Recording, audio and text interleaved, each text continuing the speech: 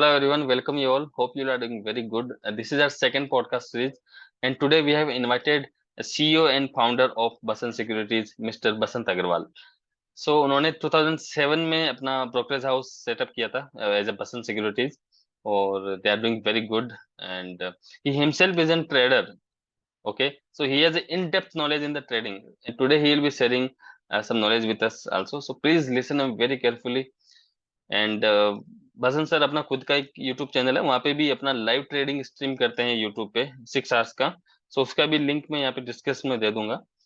अगर आपके पास में बसंत का ऑलरेडी अकाउंट ओपन किया हुआ है तो आप रोबोमेटिक में भी Basant as a Basant broker add करके अपना लाइव ट्रेडिंग कर सकते हैं as an algo trading.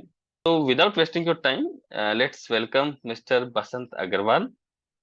Hello Basant sir, welcome you on our channel and thank you so much for accepting our invite. You to the Robomatic team also, and they are doing very great job. And I really appreciate the activeness and proactiveness what your team has been showing. Thank you so much. And regarding trading, like we are into. Let me give you my background, little bit of background. Yeah, please.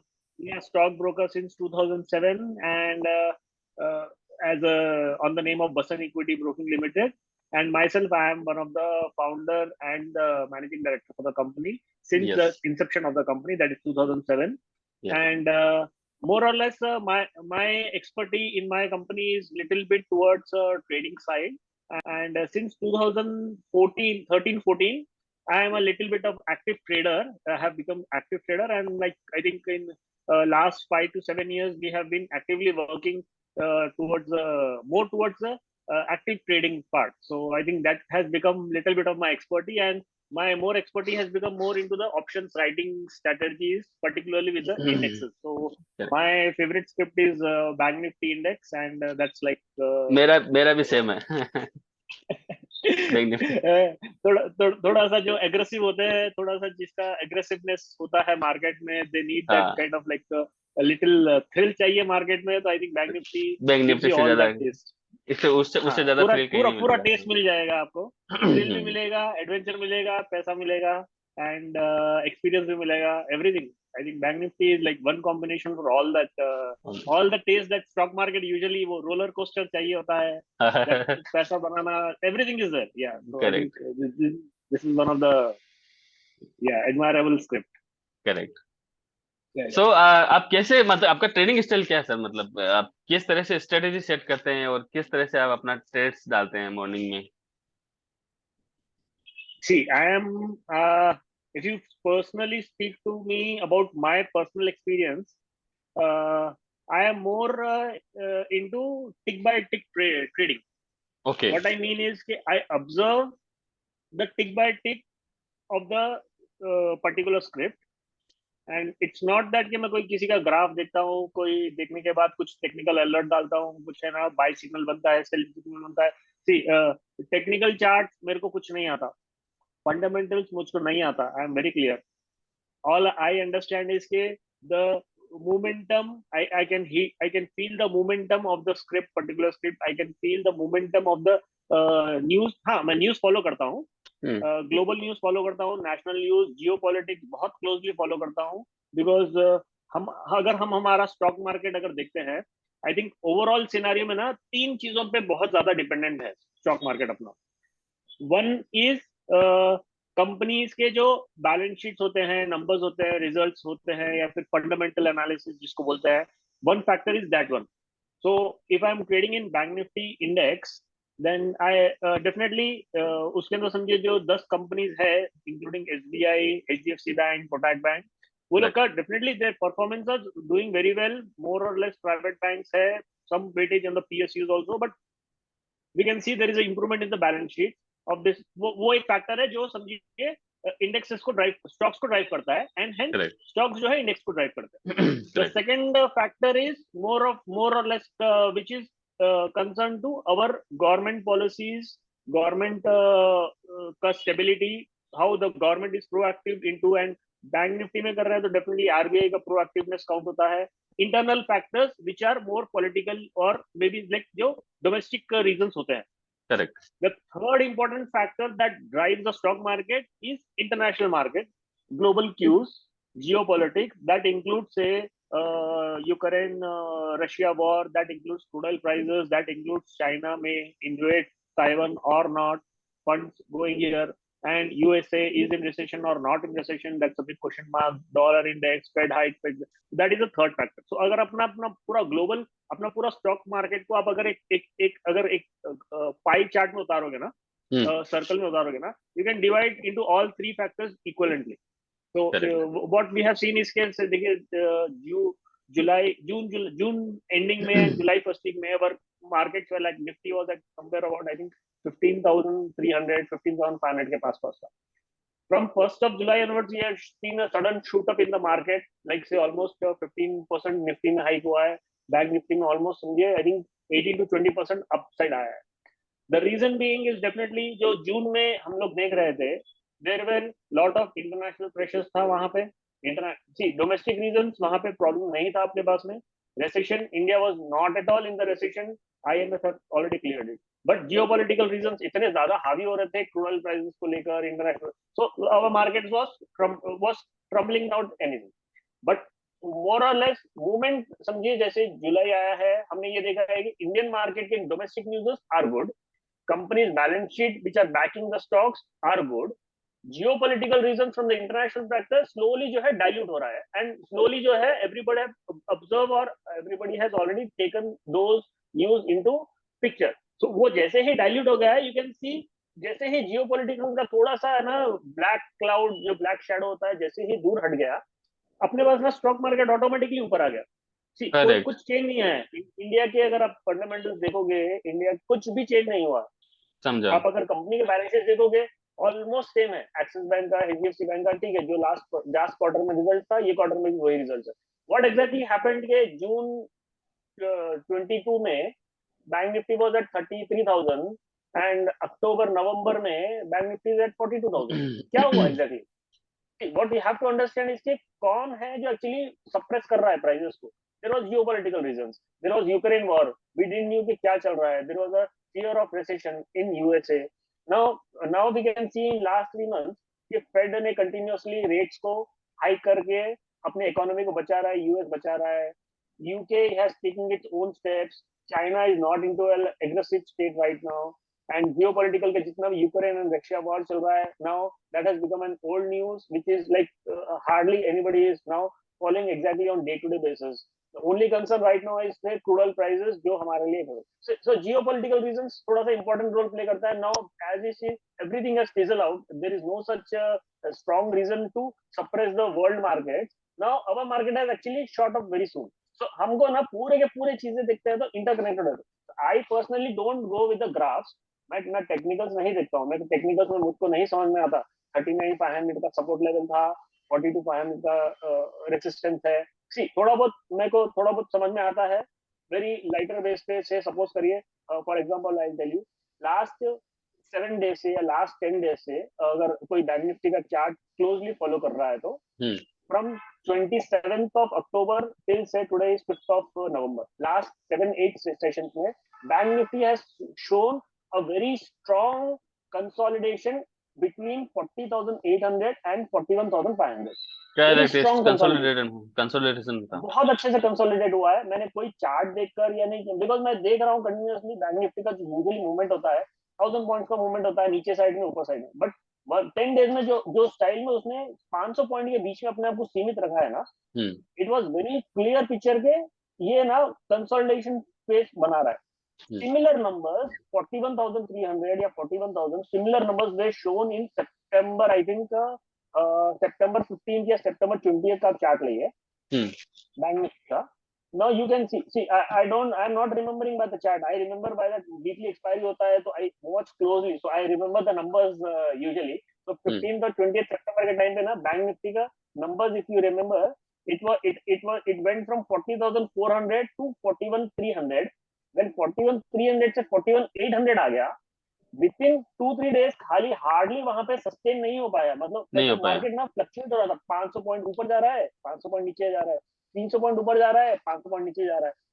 Stability was not at all visible, and within 1 week we have seen that Bank Nifty has fallen from 41,300 to 38,000. 37,500 या 38,000 के levels पर गए।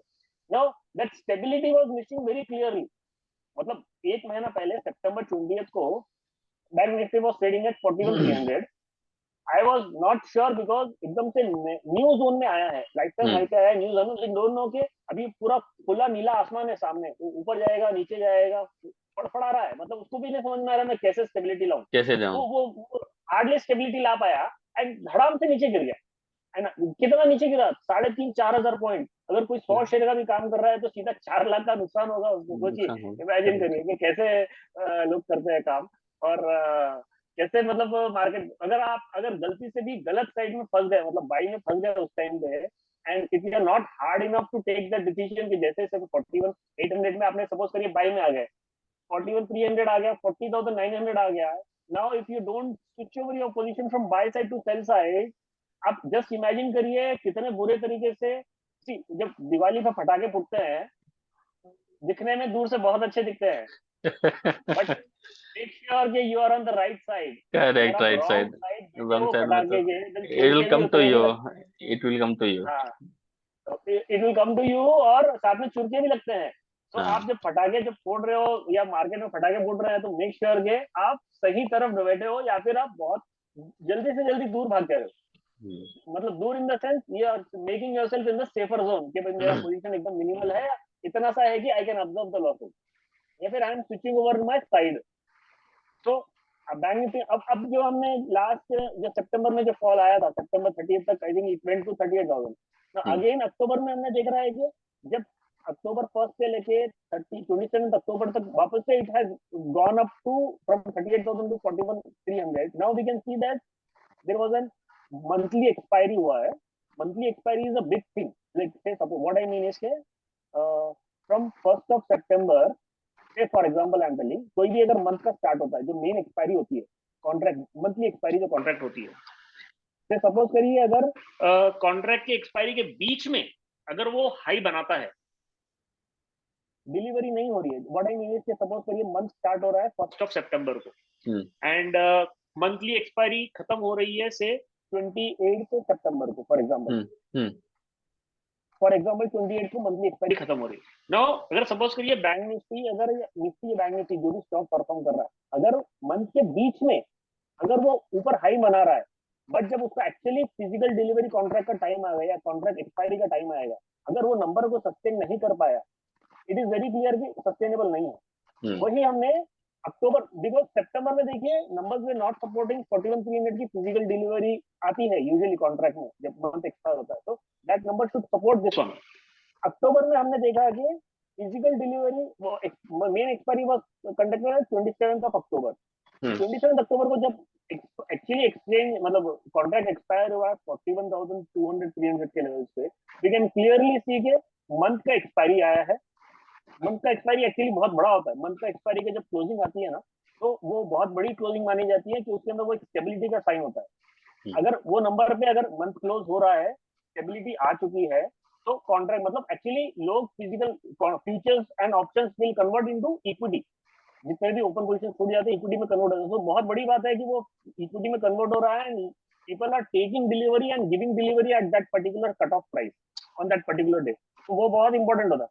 उसके बाद में जो next forwarding week था, जो 27 अक्टूबर से नेक्स्ट 3-4 डेज का सेशन थे, वो इंपॉर्टेंट सेशन इसीलिए थे कि टू अंडरस्टैंड दैट जो फिजिकल डिलीवरी हुई है एक्सपायरी को, are those prices still intact, या फिर वो एक फेक टेक्निकल सिग्नल आया कि भाई थोड़ा सा ऊपर आया और फेक सिग्नल आया फिर से फिजल आउट होकर नीचे गिर गया। तो लास्ट 3-4 डेज में आप देखेंगे तो अच्छी खासी कंसल्टेशन हुआ, लास्ट 1 वीक में अच्छा कंसल्टेशन हुआ है।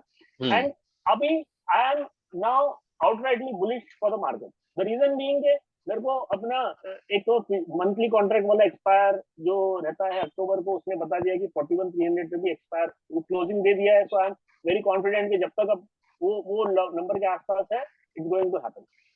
देन लास्ट 1 वीक से कंसोलिडेशन बहुत अच्छा हुआ है ना, momentum is going upside. So that kind of जो मार्केट में जो ऑब्जर्व करना होता है ना, minuscule points, I think that is more important. And हमने अभी एक नई चीज किया, जीवन ना बोल रहा हूँ, सही बोल रहे हो जो भी है। या एंड हमने अभी ना एक नई चीज स्टार्ट की है, what we are hmm, doing is कि मैं जो मेरा ट्रेडिंग सेशन, मेरा जो ट्रेडिंग का जो पैटर्न है या मेरा हम्म, ट्रेडिंग का जो स्टाइल है, वैसे हम्म। तो मेरे मल्टीपल टर्मिनल्स है, बट उसमें से एक टर्मिनल है जो हम्म। हम लोग ना यूट्यूब पे लाइव कर चुके हैं। Very nice. इसका तो आपका सर पूरा का यूट्यूब का पूरा लिंक, टर्मिनल जो आपका, है हमारा, हाँ हाँ, जो आपका हमारा लिंक पूरा का पूरा डिस्क्रिप्शन में टर्मिनल, डाल देंगे, हाँ। तो जी। लोगों को पता चलेगा। आप और देखिए, रोज सर रोज डालते हैं अपना लाइव ट्रेनिंग का। सो प्लीज वॉच हम लोग ना, क्लोजली। या सी, मैं ना इतने सारे यूट्यूब चैनल्स देखा हूँ, वो हम्म। लोग है ना ऐसे बता रहे हैं ये नंबर पे बाय करो सेल करो, अरे भाई तुम करके बताओ सबसे पहले बाय, फिर करेक्ट, बाद में हाँ। एडवाइस देना। सही बात है। तो हमने क्या किया है भाई, हमने सुबह 9 बजे से लेके 3:30 बजे तक हमारा ट्रेडिंग टर्मिनल को 6.5 घंटे के लिए लाइव छोड़ दिया। एकदम अब लाइव। जब भी मैं उसके अंदर कुछ पोजीशन लेता हूँ या हम्म। पोजीशन में बाई करता हूँ या सेल करता हूँ या मैं कोई भी एक स्ट्रेटेजी बनाता हूँ, हम्म। मैं सबसे पहले एक 5 मिनट 10 मिनट का डिस्क्रिप्शन दे रहा हूँ कि हम्म। मैं क्यों कर रहा हूँ, मैं उसके पीछे रीजनिंग बता रहा हूँ, एंड उसके बाद में मैं ट्रेड ले रहा हूँ और मैं उसका एक्सप्लेनेशन दे रहा हूँ कि क्या हो रहा है। Very and nice. वो ट्रेड करने के बाद में प्रॉफिट हो रहा है या लॉस हो रहा है, anybody can come and see next day, same day, next to next day, every day continuous basis पे। तो अभी और क्या हमने जो चाहिए? लास्ट ट्रेडिंग, और क्या हाँ चाहिए सर? इतना अगर आप क्लियरली दिखा रहे हो लोगों को अपना पूरा मॉड्यूल ट्रेडिंग का, तो it's really help to people. Exactly exactly, मैं देखिए वैसा कुछ नहीं है कि मैं किसी को बोल रहा हूँ कि see I am doing this thing that thing, I might also go wrong, but correct. It is just that I have some skill, I have some developed some skill with regards to index trading and in the bank nifty, and I think somewhere or the other I need to exhibit my skill, so मेरे को ये लगा कि भाई this is the best way। and हमने already देखिए 27 से हमने धनतेरस से हमने दिवाली मुहूर्त ट्रेडिंग जो था ना, उस दिन से हम लोग लाइव गए। ओके। छोटा सा पोजीशन लेते हैं, हार्डली आई थिंक कुछ 500-700 शेयर्स का बैंक निफ्टी में काम होता है, so I think hmm. Margin जो है 40-50 लाख का मार्जिन लगेगा। हम्म। एंड उसमें हम लोग का स्टॉप लॉस ऐसे पेंडिंग नहीं होता है, but it is been hedge.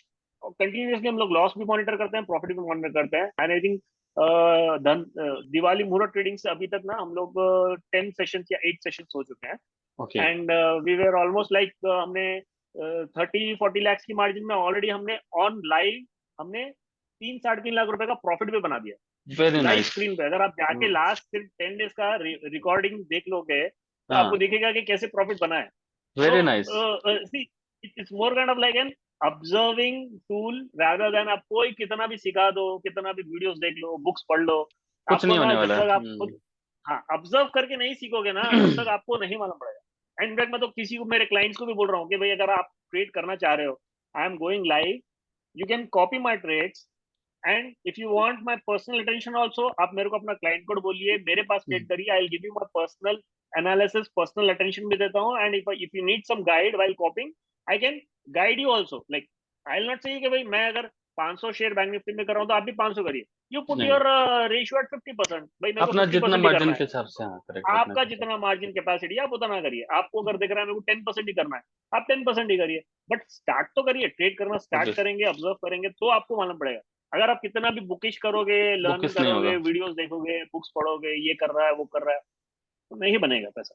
तो पैसा बनाना है या पैसा को देखना है तो आपको सबसे पहले फील करना पड़ेगा कि भाई कैसे एग्जैक्टली उतरना काम पड़ेगा। हो रहा है। हाँ तो मैं बसंत सिक्योरिटीज का कैसे अकाउंट ओपन करता है, वो लिंक भी डिस्क्रिप्शन में दे दूंगा। तो अकाउंट ओपन करके बसंत सिक्योरिटीज में चार्जेस भी बहुत ही कम है ब्रोकरेज के, और फैंटास्टिक आपका जो प्लेटफॉर्म है, स्मूथली ट्रेड्स एग्जीक्यूट होते हैं। सर तो लाइव भी कर रहे हैं इतने दिन से। सो प्लीज देखिए कैसे वो अपना ट्रेड करते हैं, कब एग्जिट करते हैं, कब एंट्री करते हैं, मॉर्निंग मैसेज देते हैं, दिन में कब क्यों ट्रेड लिया उनका भी रीजन देते हैं। तो वो उसका क्लोजली वॉच करके आप देखिए। सर एक मेरा क्वेश्चन है, आप ब्रोकरेज हाउस रन करते हैं, जी। एसल हंटिंग होता है क्या? ऐसा कुछ लोगों के क्या क्या माइंड में क्या? रहता है सब में। Acyl hunting, stop loss hunting, अपना स्टॉप लॉस लगा देते हैं कहीं पे, और वहीं पे जाके एसल हंट किया और वापस नीचे आ जाता है मार्केट। सो ऐसा कुछ होता है क्या रियल होता है। में? हाँ। सी, टू बी फ्रैंक ना, मैंने तो हार्डली कभी स्टॉप लॉस लगाया है। मैं रिकमेंड तो करता हूँ लोगों को स्टॉप लॉस लगाओ, बट मैं खुद नहीं लगाता हूँ, ओ। बिकॉज मेरे को भी सेम फीलिंग आती है कि मेरा स्टॉप लॉस खाने के लिए ही ऊपर आया या स्टॉप लॉस खाने के लिए नीचे आया और फिर ऊपर चला गया, मेरे को क्योंकि तो ना बहुत रिटेलर्स दुखता है। रिटेलर्स का ये माइंड में रहता ही है कि जब मैंने खरीदा तो नीचे चला गया, बेचा तो वापस ऊपर चला गया। तो वो नहीं, वो जैसे हंड्रेड कि परसेंट उसी वो के मेरे साथ भी होता है। मेरे साथ भी होता है, जब भी मैं स्टॉप लॉस लगाता हूँ तो मेरा स्टॉप लॉस खाने के लिए ही नीचे आता है और उसके बाद हाँ। ऊपर चला जाता तो है। द पॉइंट इज जब तक मैं कॉन्फिडेंट नहीं होता ना, मैं ट्रेड करता ही नहीं। अगर मैं हाँ, कॉन्फिडेंट हूँ तो मेरे को स्टॉप लॉस की जरूरत नहीं है, मैं ऐसा फील करता हूँ। अच्छा। इट्स नॉट कि ठीक है मैं अनलिमिटेड लॉस के लिए ओपन हूँ, हम्म। at the same time I have a strong conviction. We need to have that strong this thing. And अगर stop loss लगाकर भी काम कर रहे हैं तो उसमें कोई प्रॉब्लम नहीं है। बट हम्म। ये अगर हम लोग ऑप्शंस में कर रहे हैं ना काम, हम्म। मेरा तो 90-95% काम ऑप्शंस में ही होता है। करेक्ट। ऑप्शंस में जब हम काम करते हैं ना, स्टॉप लॉस लगाने के तरीके कुछ और होते हैं। हम्म। इट इज नॉट के समझिए, मैं अगर समझिए पुट, इनफैक्ट जब भी ऑप्शंस में भी हम लोग जब राइटिंग करते हैं ना, अगर समझ लीजिए अगर 41,000 चल रहा है कॉल, 41,000 सॉरी 41,200 अभी बैंक निफ्टी चल रही है। हम्म। एंड मैंने समझिए मुझे मार्केट को, मैं नीचे देख रहा हूँ मार्केट को फॉर एग्जाम्पल, 41,200 चल रही है तो मैं क्या करता हूँ, जाके 41,200 का मैं कॉल सेल कर देता हूँ।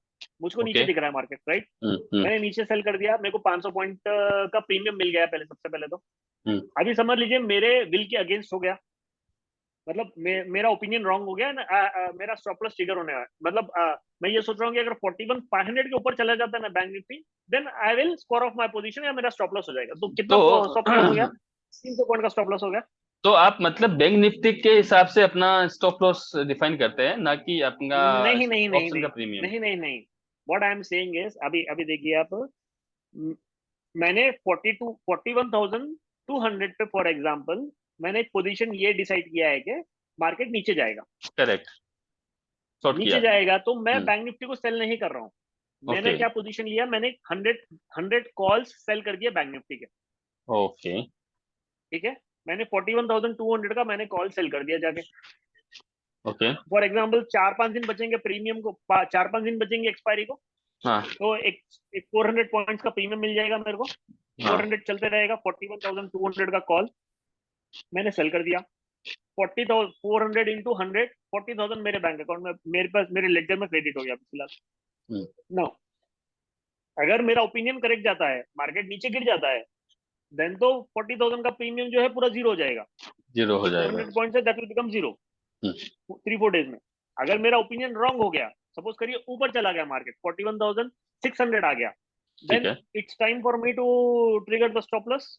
इसका रुपये पोजीशन। मेरा स्टॉप लॉस आना चाहिए 400 पॉइंट है, तो 400 पॉइंट ऊपर चला गया, मेरा ओपिनियन भी रॉन्ग हो गया, मैं तो छोड़ दूंगा तो लॉस हो जाएगा। हम्म। नाउ अभी मेरा जो जो 41,200 का जो कॉल का जो वैल्यू होता है, I hmm. Sold at 400 rupees. Hmm. Now because it's trading at 41,600, hmm. वो उसकी वैल्यू हो जाएगी 400 से जाके 600 रुपीज हो जाएगी, करेक्ट। बिकॉज इंसेंटिव वैल्यू 400 रहेगा, 200 पॉइंट प्रीमियम रहेगा। नाउ माय स्टॉप लॉस समझिए, अगर if I am already thinking मेरे को स्टॉप लॉस अब ट्रिगर कर दिया हूं, मेरे को सेल कर देना है, मतलब I have to come out of the market instead of buying 41,200 call. What I will do is, again I will go and sell 41,600 put. Okay. That is my stop loss. Okay, understood. तो मैं एक position से अपना loss को coverage करने के लिए मैं उसका ऑपोजिट पोजीशन मैं क्या करता हूँ, फिर से सेल कर देता हूँ। कवर करने के लिए। 41,600 का पुट अगर सेल करता हूँ हम्म। 100 shares, that will be trading at 400 rupees at that 350 rupees at that time। वो भी करेक्ट। मेरे को प्रीमियम मेरे लेजर में वो एडअप हो जाएगा। Now I have total premium of 40 rupees, नीचे से 400 रुपीज, एंड ऊपर से 350 रुपए, 750 रुपए मिल जाता है। Now until and unless market goes another 600 points above from here or 700 points below from here, I will be still at no loss no profit। Correct. तो वो थोड़ी सी कॉम्प्लिकेटेड स्ट्रैटेजी रहेगी आई थिंक आपके व्यूअर्स को, and जो भी मतलब active trader नहीं है ऑप्शंस के अंदर, तो वो लोग को समझना थोड़ा सा मुश्किल रहेगा। अगर मुश्किल ये रहता सब है। चीजों को समझना है तो डेफिनेटली मैं जो यूट्यूब पे जो जब लाइव जा रहा हूँ, I give that little bit of synopsis के क्यों ट्रेड कर रहे हैं। तो वो डिस्क्रिप्शन में ना स्लोली ऑब्जर्व करने से सीख जाएंगे। सो आप 10 दिन के वीडियोस भी देखोगे ना, एंड 5-5 10-10 मिनट के समझे डिस्क्रिप्शन है उसमें, वो क्लियरली रहेगा कैसे हम लोग स्टॉप लॉस भी ट्रिगर करते हैं, तो भी हम लोग प्रॉफिट में आके स्टॉप लॉस ट्रिगर करते हैं, ना कि लॉस में जाके हम्म। स्टॉप लॉस ट्रिगर करते हम्म। हैं। तो though my opinion is wrong, still I will make sure कि मेरे को कुछ ना कुछ पैसा बने। तो that kind of strategy we are planning and we have built our own this thing. ये तो पूरा स्किल ट्रेडर्स का ही काम है, but in order for your viewers to become skill traders, definitely observe करना पड़ेगा, टाइम थोड़ा सा लगेगा। समझना पड़ेगा। टाइम लगेगा, हाँ, डेफिनेटली टाइम टाइम भी लगेगा। लगेगा और खुद को करना पड़ेगा, आपको खुद को हाँ। सीखना ही पड़ेगा।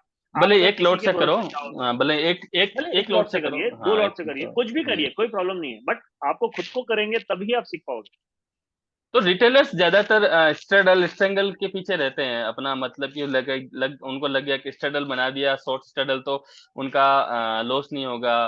तो मतलब आपका क्या व्यू है स्ट्रैडल स्ट्रैडल और स्ट्रैंगल पे? Does this really works in market, अगर दोनों कॉल पुट खरीद लिया या बेच दिया? स्ट्रैडल एंड स्ट्रैंगल, सर दोनों भी स्कैम है, सेम है। दोनों के ओके। दोनों स्कैम है। ठीक ओके। है, आपको दो बार, दो हफ्ता, 3 हफ्ता पैसे देंगे, हाँ। चौथे पांचवें हफ्ते में आपसे समझिए, आपको जितना दिया है ना, आपसे हम्म। उससे 5 गुना पैसा लेके जाएगा वो। हम्म। सैडल भी और स्ट्रैंगल भी। करेक्ट। अगर आप सेल राइटिंग कर रहे हो तो, ओके, ऑप्शंस राइटिंग। राइटिंग कर रहे हो आप, हाँ। राइटिंग कर रहे हो इन द सेंस सेल कर रहे हो आप। सेल आप सेल स्ट्रैडल में। सेल कर रहे हो, हाँ। हाँ सेल में। अगर आप बाइंग में कर रहे हो तो डेफिनेटली आपको कभी कभी बन जाएगा पैसा।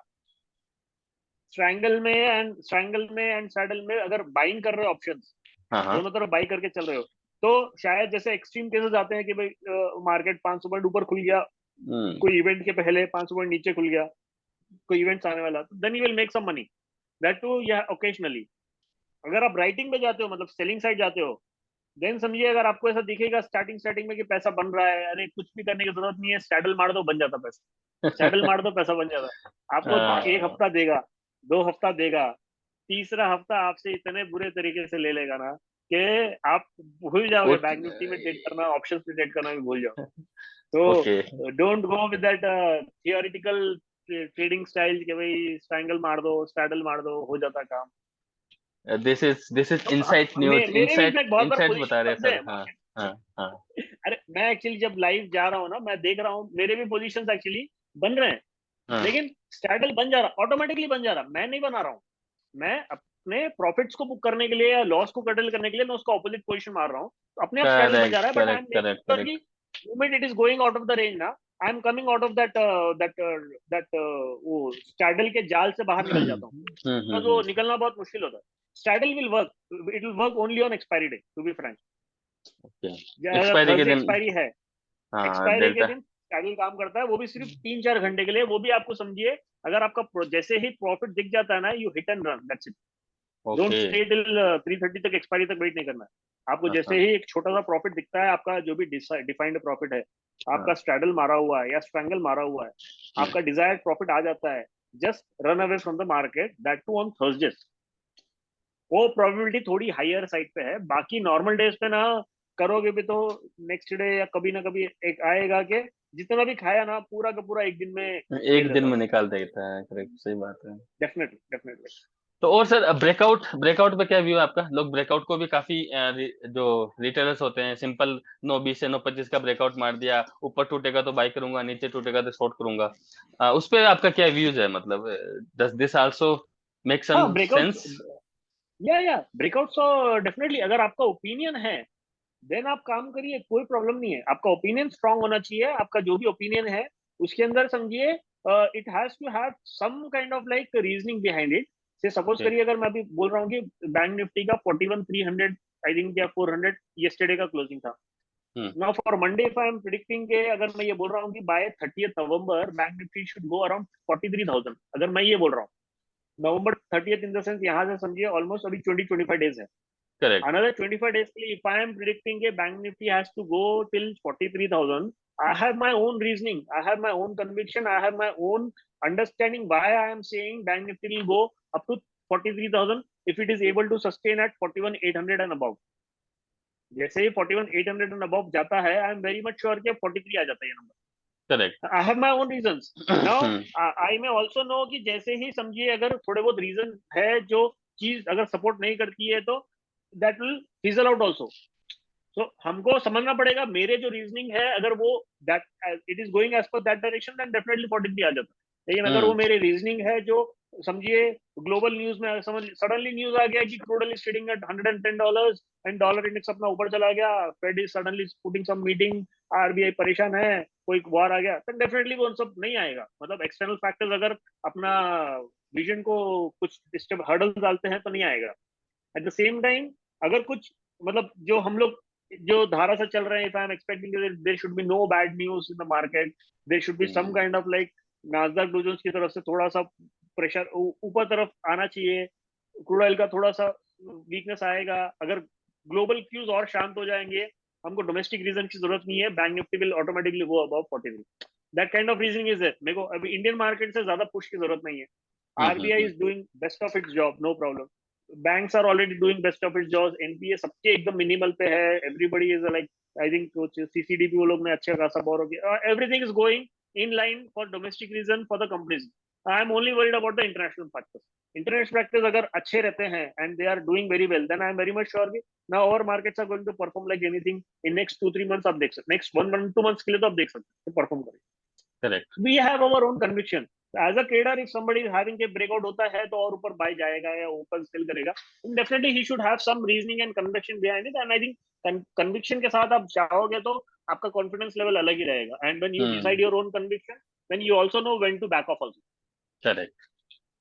आई थिंक तो सर सेंटिमेंट्स के बारे में क्या सर, आपका मार्केट का सेंटिमेंट कैसे समझे, मतलब अगर सपोज आपका अभी जो बैंक निफ्टी आपने बोला 5-6 दिन में कंसोलिडेट बना रहा है, तो अभी क्या होने वाला है, मतलब उसको कैसे हम करें कि ये ऊपर की तरफ ब्रेकआउट होने वाला है, नीचे की तरफ ब्रेकआउट होने वाला है? सी मेरा स्टाइल तो समझिए ऑब्जर्वेंट का होता है। मैं ना थोड़ा सा बैकिंग देखता हूँ कि बैंक निफ्टी का इंडेक्स अगर मैं देख रहा हूँ तो बैंक निफ्टी के साथ में उसके सपोर्टिंग स्टॉक्स कौन से हैं। जैसे कि हो गया correct. HDFC bank, HDFC. SBI weightage में आ गया। देन उसके सपोर्टिंग में समझिए two brothers, ICICI and Axis bank. Correct. और सबसे नीचे हो गया अपना IndusInd bank, AU bank and other एक PNB bank and other bank जो हाँ वो पीएसयूज के रूप में। छोटे मोटे हैं, बाकी तो तो सबसे मेन तो ऊपर हो गया एचडीएफसी समझिए है। एसबीआई एंड एचडीएफसी, जो एचडीएफसी सबसे बैंक समझिए है। हाथी का काम करते हैं मार्केट हाथी में। का कम, हाँ। मैं ये दोनों की टिक बाय टिक स्टडी भी साथ में करता हूँ कि ये दोनों कहाँ पे जाना चाह रहे हैं, ये दोनों का स्ट्रेंथ कैसा है मार्केट में। ओ। अगर ये दोनों का स्ट्रेंथ अच्छा है हाँ। तो ऑटोमेटिकली इंडेक्स के अंदर 60-70% वेटेज ये लोग की तरफ से आ जाता है, तो हम लोग को मिलता है कि पॉजिटिव सेंटीमेंट आ रहा है। At the correct same time correct. मुझे कॉम्बिनेशन आता है, Axis Bank and ICICI Bank का कॉम्बिनेशन आता है, SBI hmm and HDFC are not पर, ये दो समझिए परफॉर्मेंस में है या फिर नेगेटिव साइड जा रहे हैं, and others are little bit on the